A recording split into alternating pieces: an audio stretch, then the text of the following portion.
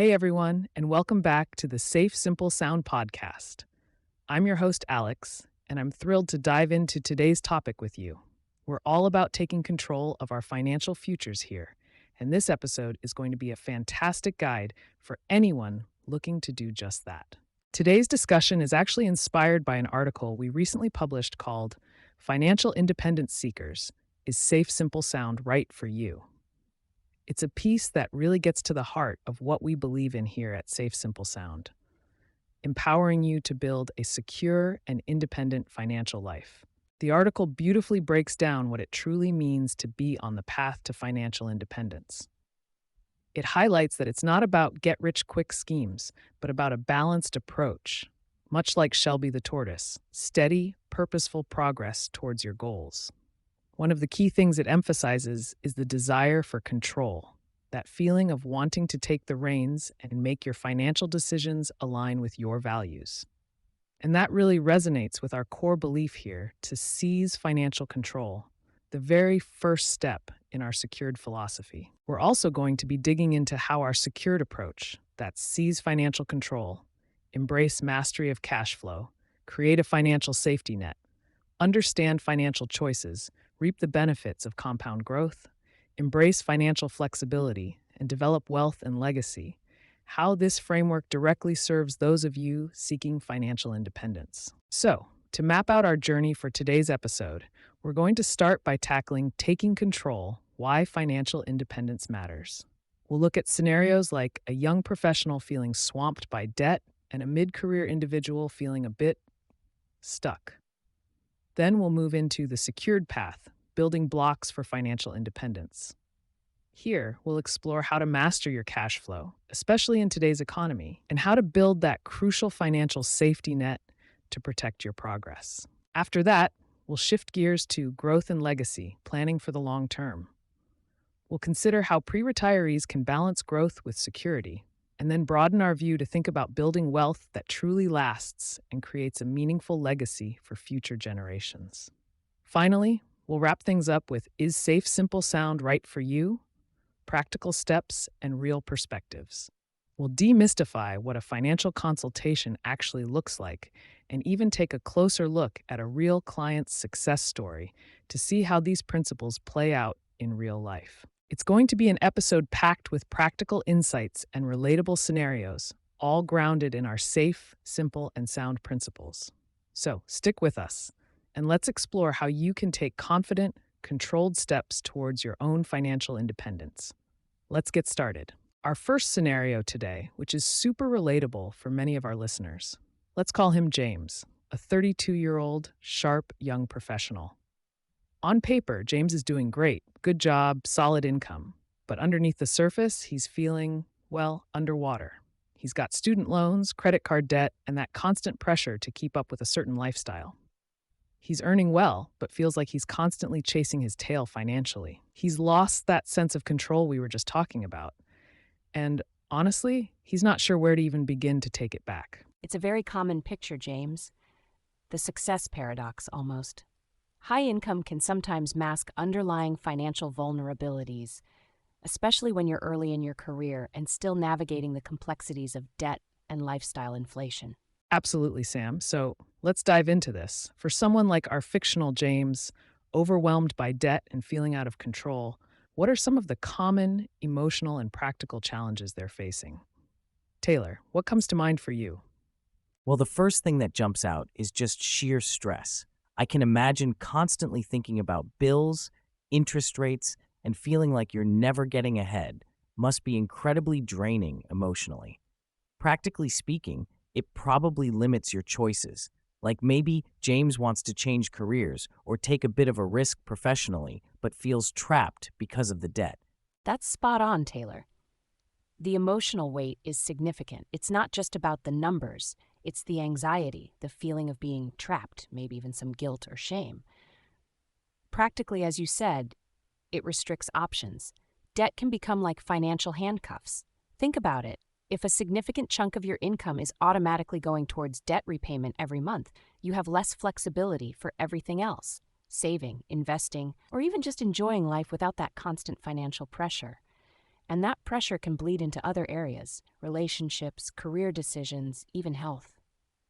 It's like debt becomes this invisible weight holding you back in all sorts of ways. And that directly connects to our core topic, right? Financial independence is about taking control. So, how does regaining that control, even in small steps, start to shift things for someone like James? What kind of positive impact can that have beyond just the numbers? I guess it's like lifting that weight Sam mentioned.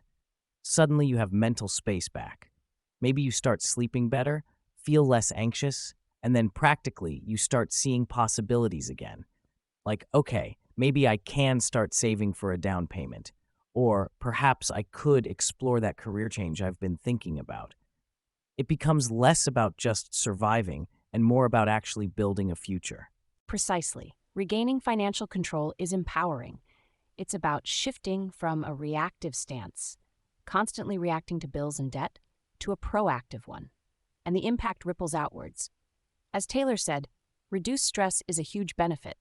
Studies show financial stress is a major contributor to overall stress and even physical health issues. When you start to feel in control financially, you regain confidence. You can make career choices based on what you want to do, not just what you have to do to service debt. It opens up possibilities and reduces that feeling of being stuck. Looking back at our reference article, this is really hitting on that first key characteristic of a financial independence seeker: the desire for control. It's fundamental. That makes so much sense. It's not just about the math, it's about regaining agency over your own life. So, for James, feeling overwhelmed, where does he even start? What are those first practical steps someone in his situation can take to actually seize financial control, as we talk about in our secured approach? The first step is always awareness. You can't fix what you don't understand. So for James, it starts with getting a clear picture of his current financial reality.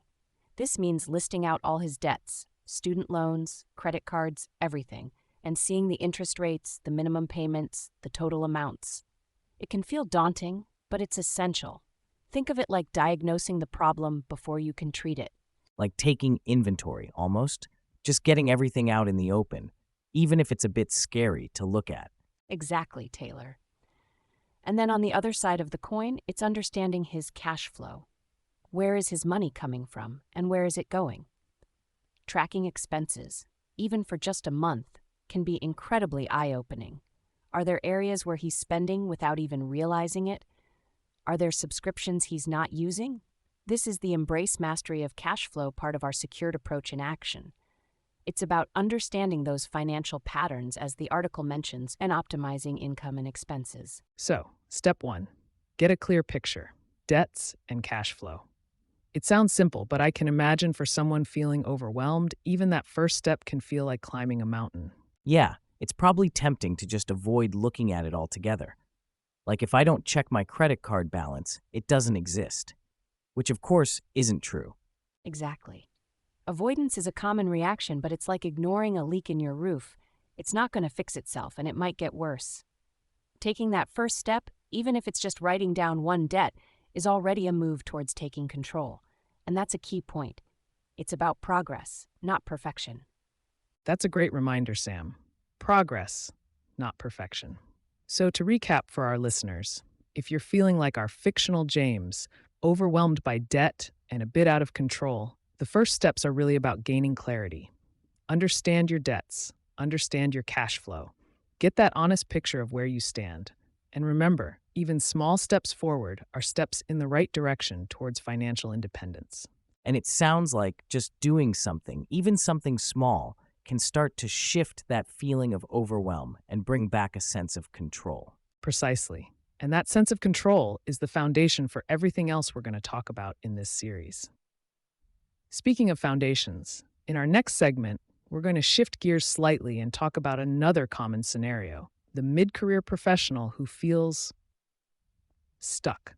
Someone who's been working hard, saving a bit, but feels like they're not really making significant progress toward that long-term financial security. We'll explore that next. But for now, our call to action for you, our listeners, is this: identify your biggest financial stressor right now and take just one small step today to address it. Maybe it's listing out your debts. Maybe it's tracking your spending for just one day. Just take that first step towards seizing control. Sam, Taylor, fantastic insights as always. We just discussed how even small steps like listing out debts or tracking expenses can be powerful first moves towards regaining control. But what about those of us further along in our careers? Maybe we've tackled some initial hurdles, but find ourselves feeling, well, stuck. We're now diving into scenario 2, the mid-career professional feeling stuck. Let's consider Sarah. She's 45, been working hard for 20 years, has some savings, but feels like she's just treading water financially. She's not sure if she's on track for retirement, and that long-term financial direction just feels fuzzy. Taylor, Sam, what are your initial thoughts when you hear Sarah's story?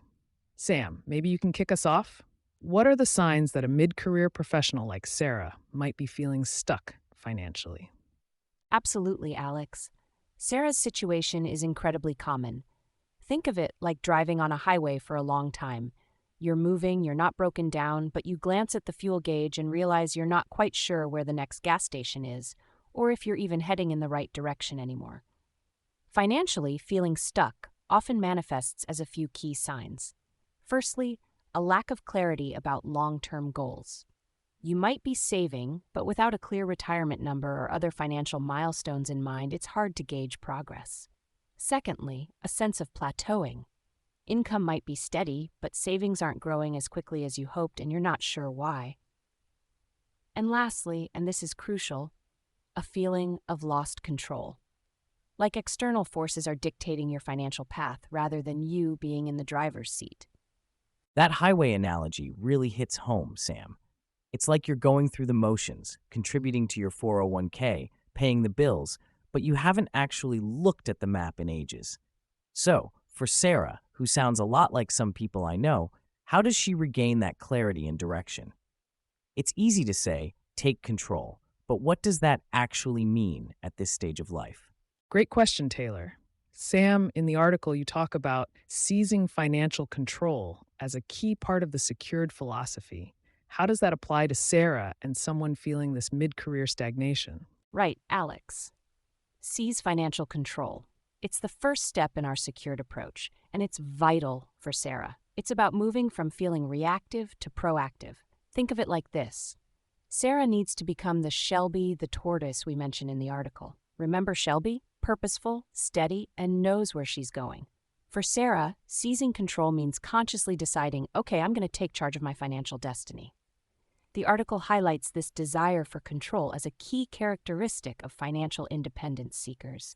It's about making financial decisions aligned with her values, not just what feels expected or normal. So it's not just about having money, it's about feeling like you're directing where that money is going and why. It's less about just saving and more about saving for something specific that matters to you. Exactly, Taylor, and that something specific is key. For Sarah, regaining clarity starts with defining her why. Why is financial independence important to her? Is it early retirement, more flexibility in her career, being able to support her family in specific ways? As the article says, it's about aligning financial decisions with personal values and breaking free from external pressures. Maybe Sarah feels pressure to keep up with a certain lifestyle, but deep down, she values something different. Understanding that disconnect is the first step in regaining control. So it sounds like the feeling of being stuck isn't necessarily about having made mistakes, but more about a lack of intentionality and clear direction. It's like Sarah has been driving, but maybe without a clear destination programmed into her GPS, so to speak. Precisely, Alex, and that's why the desire for control is so crucial, especially in mid-career. At 45, Sarah has likely accumulated some assets, but also has fewer working years ahead compared to a 30-year-old. The stakes are higher. Passive saving isn't enough anymore. She needs to actively steer her financial ship towards her desired destination. This is where understanding her current financial picture becomes essential. Okay, so if Sarah is listening and thinking, that's me, what are some practical first steps she can take to actually seize this financial control? Beyond just thinking about her why, what can she do this week? Great question, Taylor.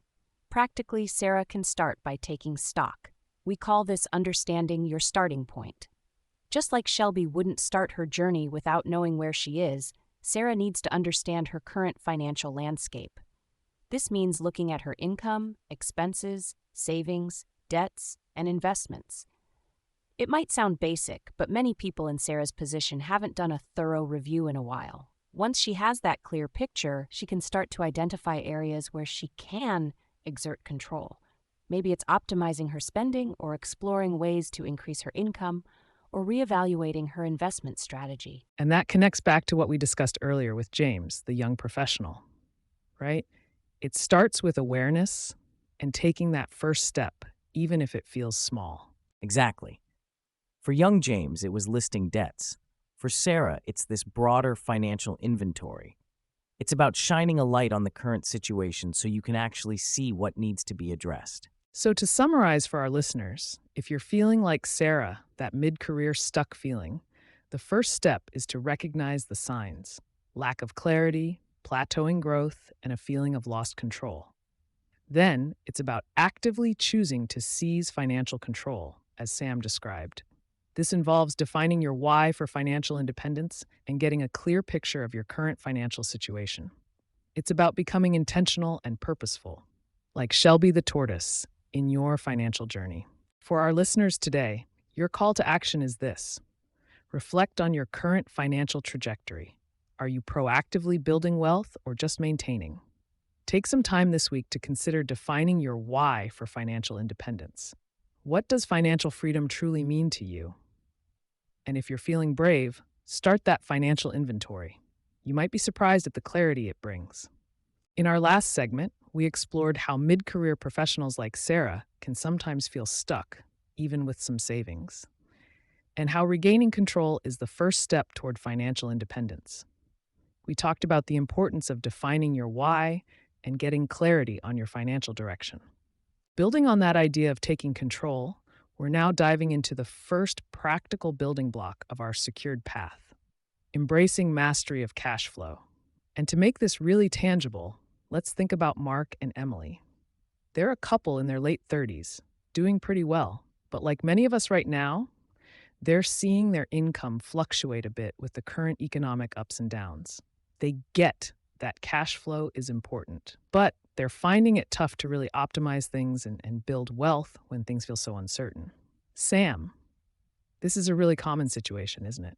Absolutely, Alex. Mark and Emily's situation is incredibly relatable. Mastery of cash flow, as we call it in the secured framework, is essentially about understanding and directing the money coming in and out of your household.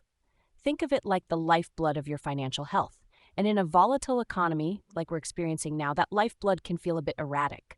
So mastering cash flow becomes even more critical to navigate those uncertainties.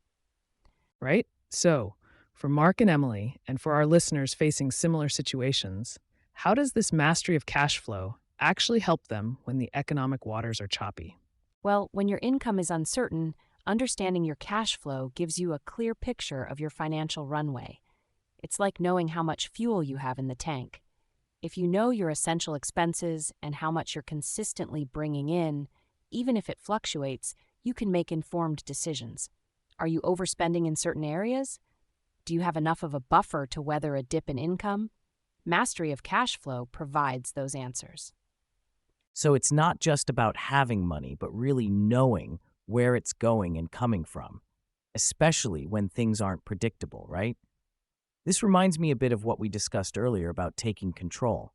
It feels like understanding cash flow is a really concrete way to actually do that. Exactly, Taylor. It's taking that desire for control and putting it into action. Now, Sam, what are some practical steps Mark and Emily, or anyone listening, can take to actually optimize their cash flow, especially when income isn't rock solid? Great question, Alex. Let's start with the income side. When income fluctuates, the first step is to identify all your income streams. This isn't just your main paycheck. Are there side hustles, investment income, even things like cashback rewards on credit cards? They all contribute. Once you have that full picture, try to identify the reliable versus the variable parts. For Mark and Emily, maybe Emily's income is more stable, while Mark's might fluctuate with project-based work. Understanding that breakdown is key. Okay, that makes sense. So it's not just looking at the total income number, but understanding its different sources and how consistent each one is. And then, I guess on the expense side, it's about figuring out where the money is going out. Precisely. On the expense side, the classic advice still holds true. Track your spending, and I mean really track it. For a month, use an app, a spreadsheet, even just jot it down in a notebook. Categorize everything: housing, transportation, food, entertainment, debt payments, everything. This is where people often get surprised. Those small daily coffees or impulse purchases can really add up. It's like shining a light into the corners of your finances, isn't it? You might think you know where your money's going, but tracking it can reveal some hidden spending habits. Totally. I tried tracking my spending for a week once, and I was shocked at how much I was spending on eating out. It wasn't like big fancy dinners, just lunch here, coffee there. It was eye-opening. Exactly, Taylor. And once you have that spending data, you can start to categorize expenses into needs versus wants. Housing, essential groceries, transportation to work, those are needs. Eating out multiple times a week, premium streaming services you barely use, impulse buys, those might be wants. In times of income uncertainty, focusing on trimming the wants can create significant breathing room in your cash flow. So it's about being intentional with your spending, especially when income isn't guaranteed. It's not about deprivation, but about making conscious choices, right? Absolutely. And it's also about identifying areas for optimization. Maybe Mark and Emily can refinance their mortgage to a lower rate or shop around for better car insurance. Small savings in fixed expenses can have a big impact over time. And on the income side, even exploring small ways to increase income, a part-time gig, selling unused items, can provide an extra cushion. This is all making sense. So understanding cash flow is like having a financial dashboard. You see your income streams, your expenses, and then you can start making adjustments to optimize things, especially when things get bumpy economically. Precisely. And Sam, you mentioned earlier about understanding financial patterns. Why is that so crucial for building sustainable wealth, as our reference article highlights under Embrace Mastery of Cash Flow? Great point, Alex. Understanding your financial patterns is about recognizing recurring trends in your income and expenses over time. Are there seasonal fluctuations in your income? Do your expenses spike at certain times of the year, like holidays or birthdays? By recognizing these patterns, you can proactively plan for them. For example, if Mark and Emily know Mark's income tends to dip in the summer months, they can build up a cash reserve during the busier times to cover those dips. It's about moving from reactive financial management, just dealing with things as they come, to proactive financial planning. And that proactive approach is fundamental to building sustainable wealth. It's about making your money work harder towards your goals, as the article says. So it's not just about reacting to volatility, but anticipating it and building resilience into your financial plan. It's about creating sustainable habits, not just quick fixes. Exactly. And mastering cash flow is the foundation for everything else in our secured path. You can't build a strong financial safety net or reap the benefits of compound growth if you don't have a handle on your cash flow first. That's a really powerful point, Sam. It's the base upon which everything else is built. Taylor, any final thoughts as we wrap up this segment? Yeah, I think the idea of tracking expenses and categorizing needs versus wants is super practical and immediately actionable. It feels less overwhelming than I initially thought. And understanding those financial patterns, that's a longer-term game, but it makes so much sense for planning ahead, especially when things are unpredictable. Fantastic. So to summarize, mastering cash flow in a volatile economy is about taking control of your financial lifeblood. It's about understanding your income streams, tracking your expenses, differentiating between needs and wants, and recognizing your financial patterns. This gives you the clarity and control to navigate uncertainty and build a solid foundation for wealth. And for our listeners, your call to action this week is to analyze your cash flow for the last 3 months. Take a look at your income and expenses. Identify areas where you can optimize your spending or potentially explore new income streams. Even small adjustments can make a big difference. In our last segment, We really dug into mastering cash flow with Mark and Emily, that couple navigating some choppy economic waters. We talked about getting a handle on where your money is going, optimizing income and expenses, and really understanding those financial patterns. It's all about taking control, right? Absolutely. It was eye-opening to think about cash flow not just as, money in and money out, but as a dynamic system you can actually manage and improve. But it also made me think, what happens when life throws you a curveball? All that careful cash flow planning could get derailed pretty quickly by something unexpected. Exactly, Taylor. You're hitting on a crucial point because even with the best cash flow management, life is unpredictable. That brings us to our next scenario, and it's one I think a lot of our listeners, especially those a bit further along in their careers, will really connect with. Let's talk about David. David's 50. He's been working hard, he's built up some wealth, but he's starting to think seriously about retirement. And naturally, he's wondering how to protect everything he's worked for. He's concerned about things like job loss, health issues, even market downturns, all those unexpected life events that could really throw a wrench in his financial plans. He wants to build what we're calling a robust financial safety net. David's concerns are spot on. Building that financial safety net is absolutely essential, especially as you get closer to retirement. It's like having a sturdy foundation for a house. You can build beautiful rooms and fill them with wonderful things, but if the foundation isn't solid, the whole thing is vulnerable. That's a great analogy, Sam. So let's dive into this. First question for you, Sam, and for our listeners to consider. What are the essential components of a financial safety net for someone like David who's approaching retirement?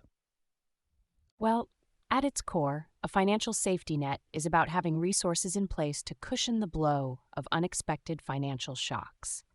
For someone like David, approaching retirement, the essential components really boil down to a few key areas. First and foremost, you need emergency savings. This is your readily accessible cash. Think of it as your immediate buffer for things like unexpected medical bills or a temporary job loss. We usually recommend aiming for 3 to 6 months of living expenses, but for someone closer to retirement, maybe even a bit more, depending on their comfort level and risk tolerance. Okay, emergency savings makes total sense. That's like the first line of defense. But what about shielding wealth from risks while still trying to grow it? Because the article mentions that shield your wealth from unnecessary risks while pursuing growth. How does that work in practice? It almost sounds contradictory. That's a fantastic question, Taylor. It's that balance we're always aiming for, isn't it? Sam, how do we shield wealth from risks without just, stuffing it under a mattress and missing out on potential growth? Exactly. Stuffing it under the mattress definitely isn't the answer. Shielding wealth from risks while pursuing growth is about strategic risk management. It's not about avoiding all risk, because some level of calculated risk is necessary for growth, especially over the long term. Instead, it's about identifying and mitigating unnecessary risks, the ones that could derail your financial progress. One key way to do this is through insurance. Think about different types of insurance as different layers of protection. Health insurance is crucial to protect against potentially catastrophic medical expenses. Disability insurance can replace a portion of your income if you become unable to work. And long-term care insurance is something pre-retirees especially should consider, given the rising costs of elder care. These are all safeguards that shield your accumulated wealth from being wiped out by unforeseen events. So insurance isn't just an expense. It's actually part of the safety net itself. It's protecting the savings you already have. That makes a lot of sense. It's like paying a smaller, predictable amount to avoid a potentially huge, unpredictable loss. Precisely, Taylor, it's transferring risk to the insurance company. And Sam, you mentioned safeguards from the article. What other types of safeguards are most important to consider when building this safety net, especially as we're talking about the Create a Financial Safety Net section of the Secured Approach? Right, the article highlights several key aspects under Create a Financial Safety Net. It says, and I'm quoting, "Protect your progress with appropriate safeguards, shield your wealth from unnecessary risks, maintain security while pursuing growth, ensure your family's financial protection." We've already touched on emergency savings and insurance as crucial safeguards. Another really important one, especially for David, is diversification in his investments. Diversification, in simple terms, means not putting all your eggs in one basket. If David has all his investments in just one stock, for example, and that company runs into trouble, his portfolio could take a huge hit. But if he diversifies across different asset classes like stocks, bonds, real estate, and even different sectors within the stock market, he reduces the risk of any single investment significantly impacting his overall financial picture.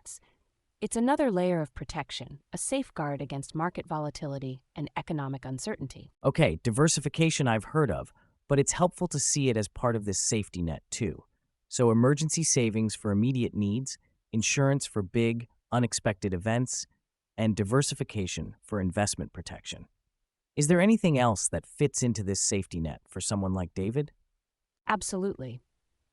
Thinking about David's age and stage, estate planning also becomes a crucial part of the financial safety net.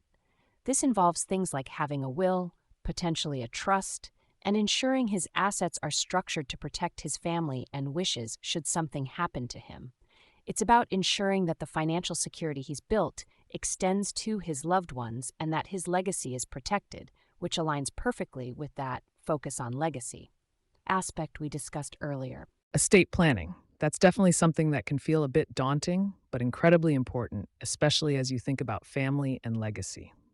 So to recap, for David, and really for anyone wanting to build a robust financial safety net, we're looking at emergency savings, various types of insurance to shield against different risks, diversification in investments, and then estate planning to protect his family and legacy. Did I miss anything crucial, Sam? That's a great summary, Alex. The only thing I'd add is the ongoing process of review and adjustment. A financial safety net isn't a static thing. Life changes, circumstances change, the economy changes. David needs to periodically review his insurance coverage, his investment diversification, his emergency savings level, and ensure his estate plan still reflects his current wishes and situation. It's about proactive management, not just setting it and forgetting it. That makes sense too. Like, your insurance needs might change as you get older, or as your family situation changes, or maybe the amount you need in emergency savings changes with inflation. It's not a one-time thing. Exactly. It's an ongoing part of your overall financial strategy. So, for our listeners, especially those like David, who are thinking about protecting their hard-earned wealth as they approach retirement, the call to action this week is to really assess your current financial safety net. Take a good look at your emergency savings. Do you have that 3 to 6 months of living expenses covered? Review your insurance policies. Are you adequately protected in key areas like health, disability, and maybe long-term care? And think about your investment diversification and estate planning basics. Research different types of financial protection tools and see where you might have gaps. Building that safety net is about peace of mind, knowing you're prepared for whatever life might throw your way. Okay, let's transition into our next scenario, still under this really important topic of growth and legacy.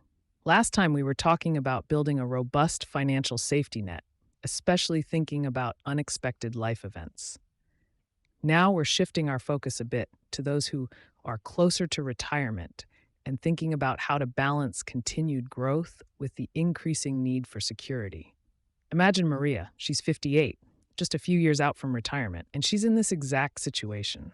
She wants to keep growing her nest egg, benefiting from compound growth, but at the same time, the idea of big market swings is becoming a lot less appealing.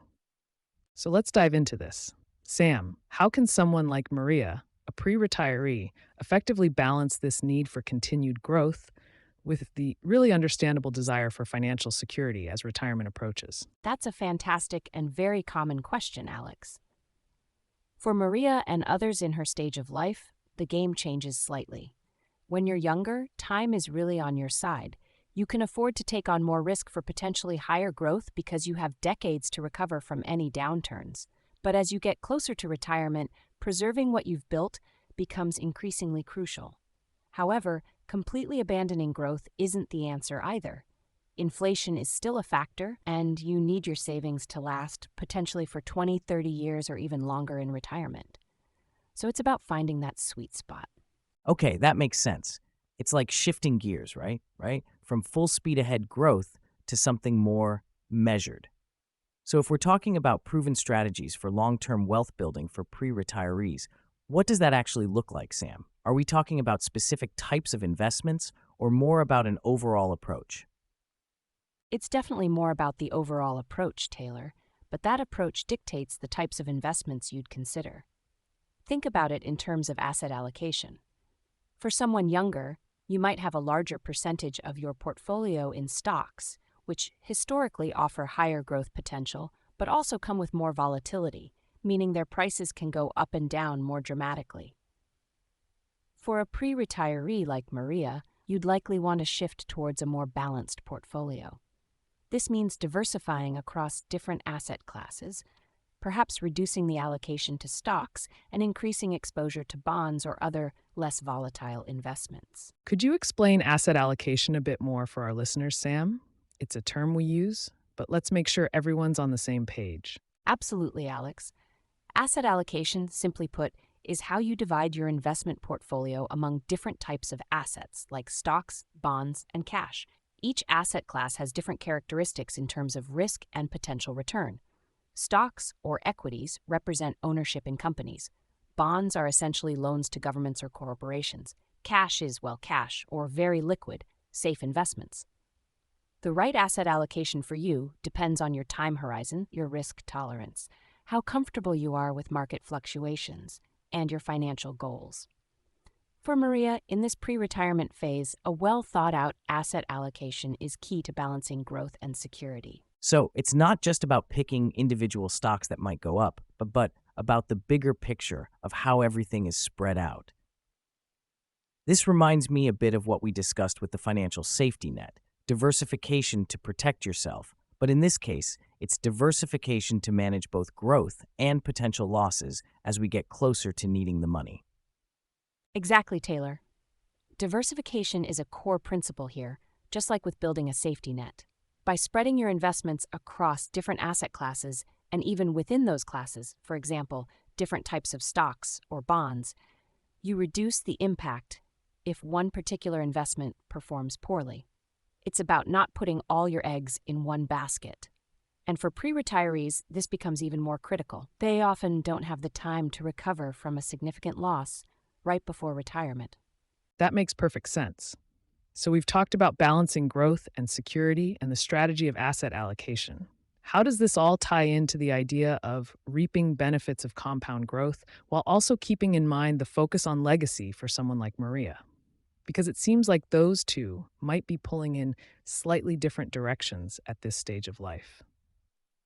It might seem that way initially, Alex, but they actually work together beautifully. Reaping benefits of compound growth is still absolutely vital for pre-retirees. Even though retirement is closer, compound growth continues to work its magic. It's the snowball effect we've talked about before. Your earnings generate more earnings, and that growth accelerates over time.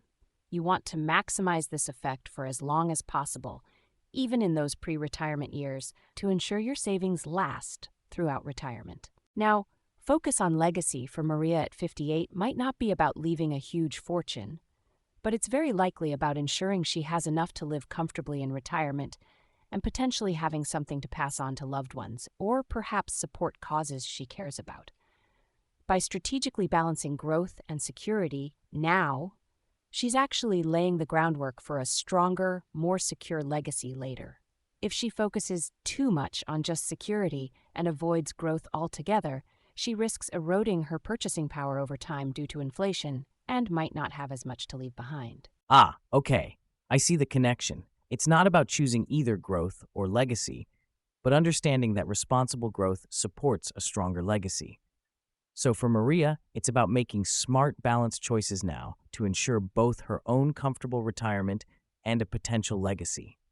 Are there any common misconceptions people have at this stage about balancing growth and security? Yes, definitely. One common misconception is thinking that as you approach retirement, You should just move everything to super safe, very low yield investments like CDs or money market accounts. While safety is important, remember that inflation is constantly chipping away at your savings. Completely avoiding growth investments could mean your money doesn't keep pace with inflation, and you might outlive your savings or have to make significant lifestyle adjustments later in retirement. Another misconception is swinging too far in the other direction, holding on to very aggressive, high-growth investments right up to retirement. This exposes you to potentially significant losses right when you need that money to be secure. The key, again, is balance and thoughtful asset allocation. Those are really important points, Sam. So, for our listeners who are in a similar situation to Maria, what would be the key takeaways here? The main takeaway is that balancing growth and security is a dynamic process, especially as you approach retirement. It's not about flipping a switch to safe mode, but rather strategically adjusting your investment approach. Focus on asset allocation to manage risk while still pursuing reasonable growth. Remember that compound growth is still your friend, even now. And think about how your financial decisions today contribute to the legacy you want to create, whether that's a comfortable retirement for yourself or something more. Excellent summary, Sam. And a really practical way to think about it, Taylor, right? Definitely. It's empowering to realize it's not an either-or choice, but a balancing act. And that balance is the key word here for pre-retirees. Absolutely. So, for our listeners, a really actionable step coming out of this discussion is to review your investment portfolio with a long-term horizon in mind. Are you appropriately balanced between growth and security for your stage of life? It might be a good time to talk to a financial advisor to get personalized guidance on your asset allocation and ensure you're on the right track. In our last segment, we explored Maria's situation, a pre-retiree balancing growth and security as she gets closer to retirement. Now we're shifting gears slightly, but staying in the same realm of legacy planning. Let's consider John and Lisa. They're in their late 50s, feeling financially comfortable, and they're starting to think about the bigger picture, how their wealth can benefit not just them now, but their children and even grandchildren down the line. They want to build a meaningful financial legacy. Sam, when we talk about a meaningful financial legacy, what does that really mean in practical terms? It sounds grand, but what's the essence of it? That's a great question, Alex. At its heart, a meaningful financial legacy is about intentionally shaping how your wealth extends beyond your own lifetime. It's not just about leaving behind a sum of money, though that's certainly part of it.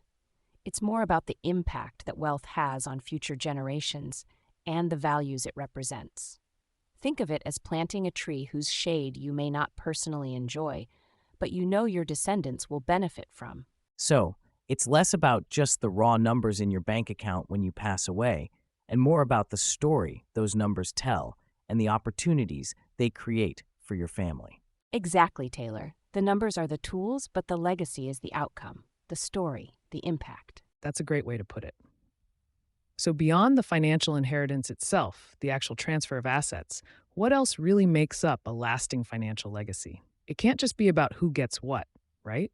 Yeah, I was thinking about that. It's like you can leave your kids money, but what if you also want to leave them, I don't know, a sense of responsibility or maybe certain values around money and giving back? Is that part of legacy too? Absolutely.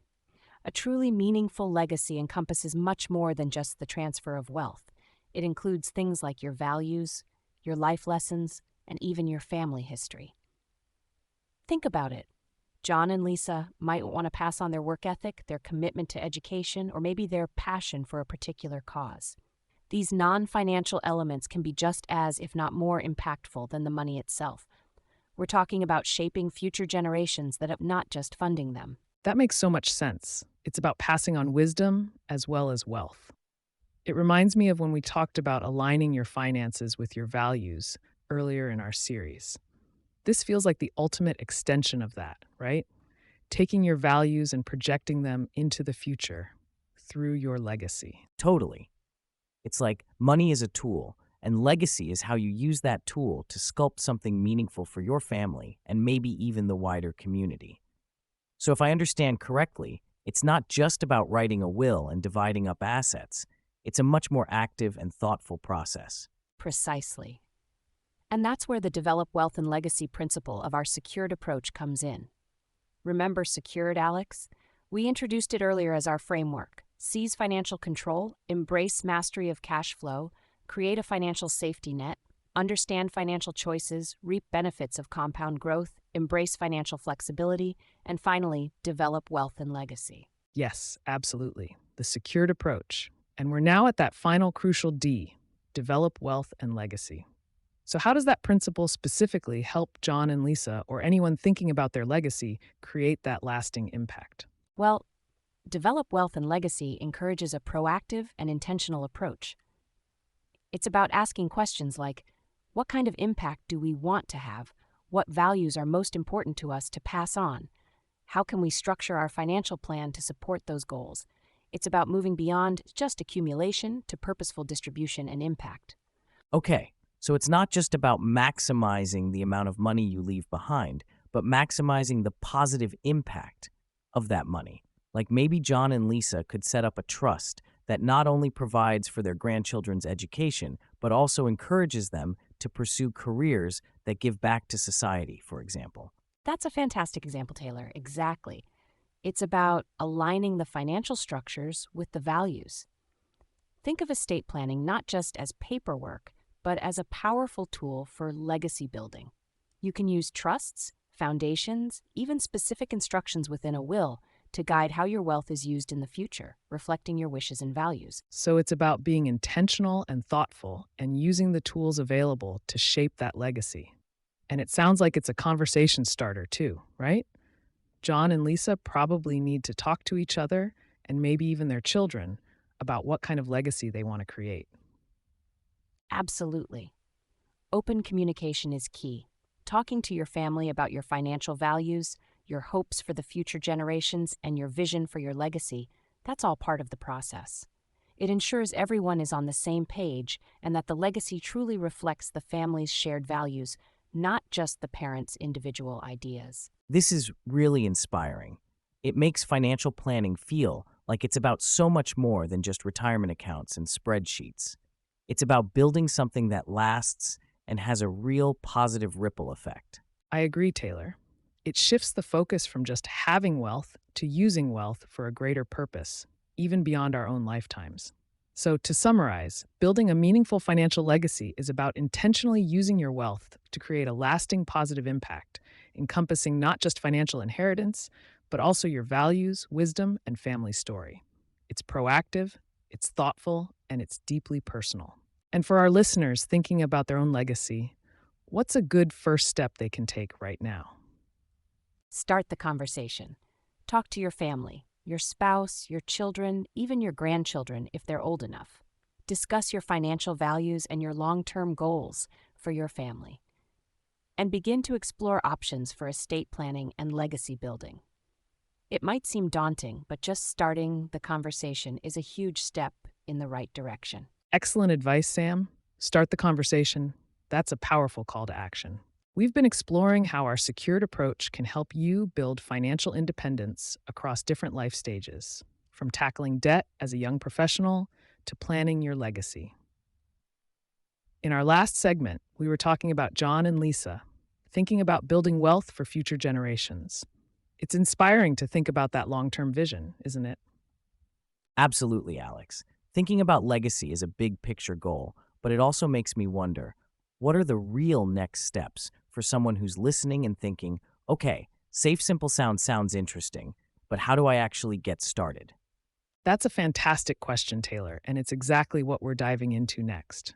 For those of you who are intrigued and wondering what's next, we want to talk about what you can expect when you take that first step, scheduling a complimentary consultation with SafeSimpleSound. Sam, you guide people through this process all the time. What are the real benefits of scheduling this kind of initial consultation? Great question, Alex.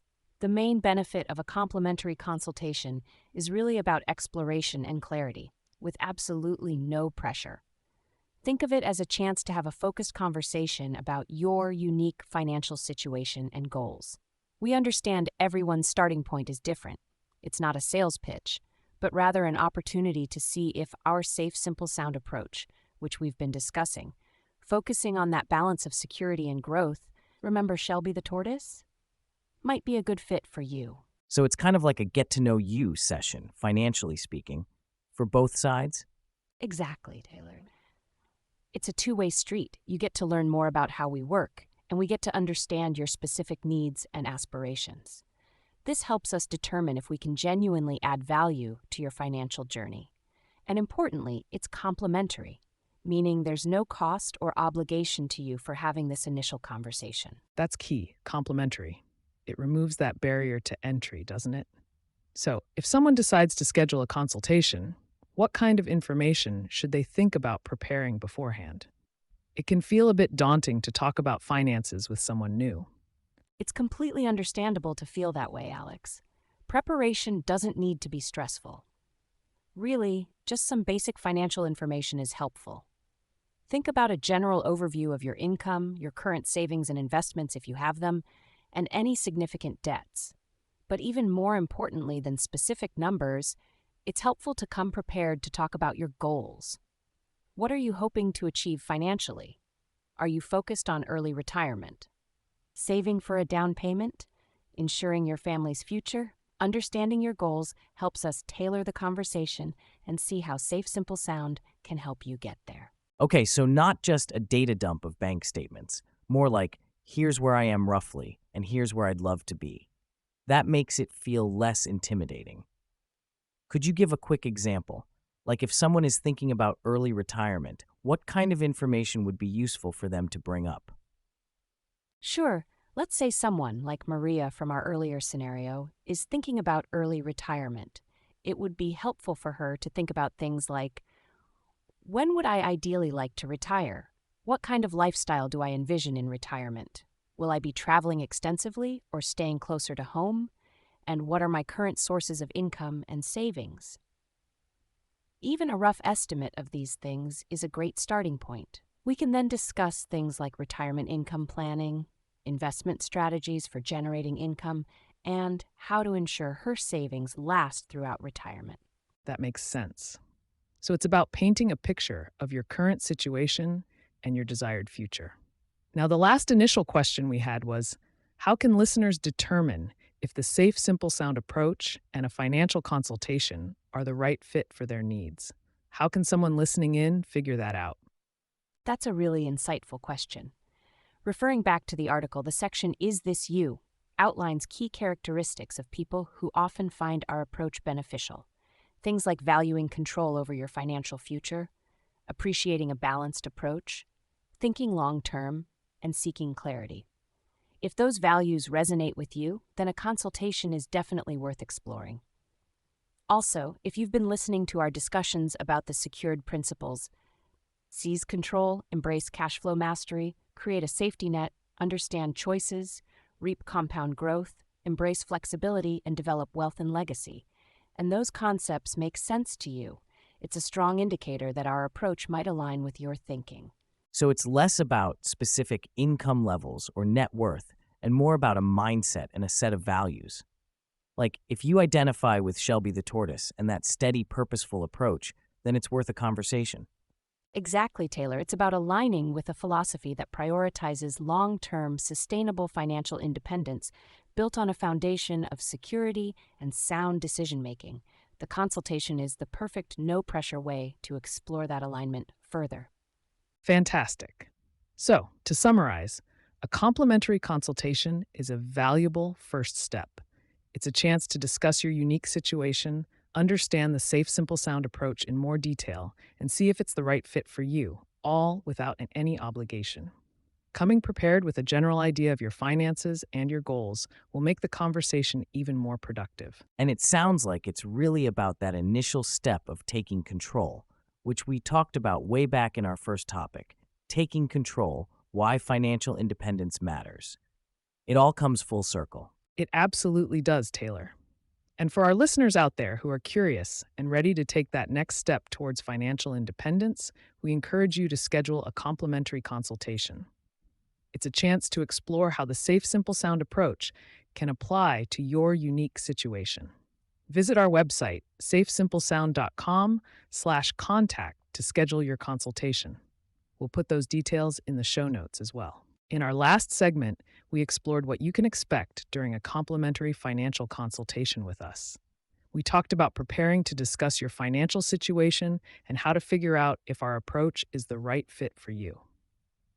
Now we want to move from the hypothetical to the real and delve into a client testimonial that really captures the essence of what we strive for here at Safe Simple Sound. Sounds great, Alex. I think hearing from someone who's actually gone through the process would be super helpful. It's one thing to talk about the principles, but another to see how it plays out for real people. Exactly, Taylor. And we have a fantastic testimonial from a client we'll call TB. TB said, and I'm quoting here, "I truly appreciated their transparent and attentive communication. They took the time to understand my unique situation and crafted a strategy that perfectly aligns with my current needs and future goals. Once I recognized the true value and adaptability of the approach, I felt confident and secure in my financial journey." Sam, when you read something like this, what jumps out at you in terms of how our Safe Simple Sound approach might have specifically contributed to TB's positive experience? Thanks, Alex. The first thing that strikes me is transparent and attentive communication. That's absolutely foundational for us. Think back to our secured framework, specifically the Understand Financial Choices pillar. We believe in empowering our clients through knowledge. Transparent communication isn't just about being open. It's about actively ensuring our clients understand the why behind every recommendation, not just the what. Attentive communication means really listening, making sure we're hearing their concerns, their aspirations, and their unique perspective. That makes total sense, because if you're not truly listening, you can't really understand someone's unique situation, which is the next thing TB mentioned. It's not like everyone's financial picture is the same, right? Precisely, Taylor. And that connects directly to the C's financial control aspect of secured. Unique situation. That's code for personal values, individual goals, specific circumstances. A cookie-cutter approach just doesn't work. We need to understand what matters to each client, what their risk tolerance is, what their dreams are for the future. It's about building a strategy that's as individual as they are. So, it's not just about plugging numbers into a formula, but really getting to know the person behind those numbers. TB also mentions a strategy that perfectly aligns with my current needs and future goals. How does that reflect the Safe Simple Sound philosophy, Sam? That phrase is key because it highlights both the present and the future. Current needs speaks to the embrace mastery of cash flow part of secured. Are they managing their day-to-day finances effectively? Are they optimizing their income and expenses? But then future goals, that's the develop wealth and legacy piece. Are we building towards their long-term aspirations? Are we considering things like retirement, legacy planning, or even just achieving financial independence? The strategy needs to be relevant now and forward-looking. So it's not just about fixing immediate problems, but also about setting them up for long-term success. And TB also mentioned adaptability. That feels really important, especially these days when things can change so quickly. Absolutely, Taylor. Adaptability is crucial and ties directly to embrace financial flexibility within secured. Life throws curveballs, markets fluctuate, personal circumstances evolve. A truly sound financial strategy isn't rigid, it's designed to be flexible and adjust as needed. We aren't just creating a plan and setting it in stone, we're building a dynamic, living strategy that can adapt to life's inevitable changes. It's like having a financial roadmap, but one that can be rerouted if there's unexpected construction on the highway of life. Exactly. And the last part of TB's testimonial that really stands out is confident and secure. Those are emotional outcomes, right? Not just about numbers, but how they feel about their finances. Precisely, Taylor. And that's often the ultimate goal. Confident and secure reflects the create a financial safety net aspect of secured. It's about building that peace of mind, knowing you have a plan, understanding that plan, and feeling protected against unforeseen events. Financial security isn't just about having a certain amount of money, it's about feeling in control and prepared for whatever comes your way. TB's testimonial really encapsulates the holistic impact we aim for. It's not just about financial mechanics, but also about emotional well being. That's such a powerful point, Sam. It's about the feeling of security and confidence that comes from having a well thought out, personalized plan and understanding it every step of the way, thanks to that transparent communication. So, to summarize, TB's positive experience really highlights several core aspects of our safe, simple, sound approach: transparent and attentive communication, a personalized strategy tailored to unique situations and goals, adaptability to life's changes, and ultimately, the confidence and security that comes from feeling in control of your financial future. Yeah, hearing TB's testimonial really brings it all together. It's not just abstract ideas, it's actually how people feel when they experience the safe, simple sound approach. It makes me think about my own financial journey and where I could use more of that clarity and confidence. And that's a great point to bring it back to our listeners. Think about TB's story. What aspects of their experience resonate with you in your own financial journey? Could transparent communication and a personalized, adaptable strategy benefit you? If so, we encourage you to take that next step, just like we discussed in the previous segment, and consider scheduling a complimentary consultation to explore how the Safe Simple Sound approach can be applied to your unique situation. You can contact us at safesimplesound.com/contact. And that brings us to the close of another episode of the Safe Simple Sound podcast. I hope you found today's journey towards financial independence as insightful as I did. We've really unpacked the core ideas from our article, Financial Independence Seekers, Is Safe Simple Sound Right for You? And explored how a balanced, secured approach can truly empower you to take control of your financial destiny, just like Shelby the Tortoise on her steady path. We've journeyed through some really relatable scenarios today, from Alex, the young professional wrestling with debt, to Sarah in mid-career seeking clarity, and even David, the pre-retiree building a robust safety net. I think Mark and Emily's cash flow challenges in a volatile economy really highlighted the importance of mastering your money in any circumstance. And Maria's focus on balancing growth and security as she approaches retirement is a question many of us are or will be asking ourselves. The key takeaway today, I believe, is that financial independence isn't a sprint, it's a marathon. It's about those consistent, informed decisions and building a solid foundation brick by brick, or should I say, step by steady step. Remember our secured framework. It's your roadmap to that lasting security and that meaningful legacy we all aspire to. Thank you so much for spending your time with me today. If anything resonated with you, especially TB's testimonial about the power of transparent communication and a personalized strategy, I encourage you to take that next step. Head over to our show notes for links to the reference article, to schedule your own complimentary consultation, and to subscribe to our newsletter for even more weekly insights. While you're there, if you enjoyed today's episode, leaving a quick review really helps others find the podcast and join our community. And please, share this episode with anyone you think could benefit from these safe, simple, and sound principles. Keep making those smart choices, keep building your financial confidence, and remember, you are in control of your financial future. This is Alex, signing off from the Safe Simple Sound podcast. Take care, everyone.